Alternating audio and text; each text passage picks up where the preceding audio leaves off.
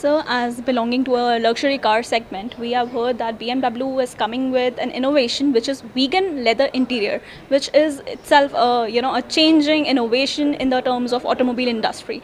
How are you planning to work on it? What are your future plans about it? And how would this concept help in the sustainable development that we are discussing here today at Siam? Yeah, great question. I think because I think where we're sitting in the world right now, I think everything needs to be questioned, everything needs to be challenged. And I think as BMW, what we made is a very conscious decision that we will be the most sustainable auto brand in the world. Right, that was a clear statement we made last year, and we don't just make statements, we have a clear plan behind it. So we set clear goals as to what that sustainability means for us. The entire supply chain, we said we will reduce the carbon footprint by 40%. And obviously it varies differently. For example, our plants will become carbon neutral by next year. Most of the plants will be carbon neutral.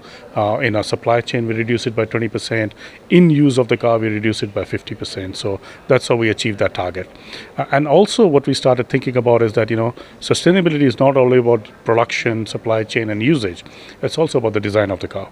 So if you look at our first attempt at that was the iX, which was a completely sustainable car. If you look at the material that's been used in that car is made from a sustainable method. Be it, even though we've used leather in that, for example, the tanning of that leather is done by olive leaves, not by chemicals, right? Similarly, the wood that is used inside that upholstery or in the interior is all certified by, as a recycled wood.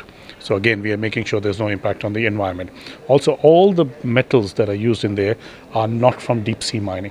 So there's no impact on the environment as well. So you can see that there was a clear attempt to already start looking at sustainable. And the next step is obviously start looking at what are the alternates to materials. So it is not only leather, for example, that there is one example of the innovation we are doing at the moment, which is, looking at what could be the way of achieving a leather-like feel without using a leather, and that's what you're calling it as a vegan leather.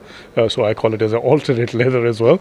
That that is not using, it's not using the traditional methods of leather. So a lot of new trials are happening. We're investing or working with a lot of innovative companies as well in this. It's a collaborative approach, and we intend to come up with great ideas that can give even greater value. That once you get into the car, this is 100% sustainable car. Not only that it'll get recycled at the end of the life cycle, but also it's been produced with zero carbon footprint. It's produced with material which is sustainable, and in the end, I'm making no carbon footprint on my usage. So, as we are discussing the Amrit Kal, we are discussing zero carbon footprints as well. We are discussing a lot of stuff related to sustainable development. We have clearly seen that BMW is putting its foot forward a lot into the sustainable development part. But sir, what are the other future innovations that you are considering into the automobile segment, apart from the sustainable development? I think sustainability is the biggest thing, first of all, okay, that has to be the platform of things future. The other innovation that are happening is on the digital side of things. So there's a lot of digitization that's happening of the cars. So you can see that, as we progress, there'll be more and more digital elements in the car. So you would have a lot of support systems in the car. So if you look back at the history, when we started the iDrive system way back, that was one of the ways of interacting with the car in a very easy way. That was the first innovation we did. We have modified that iDrive with the electric vehicles that we have launched now. It's been modified to the next level now.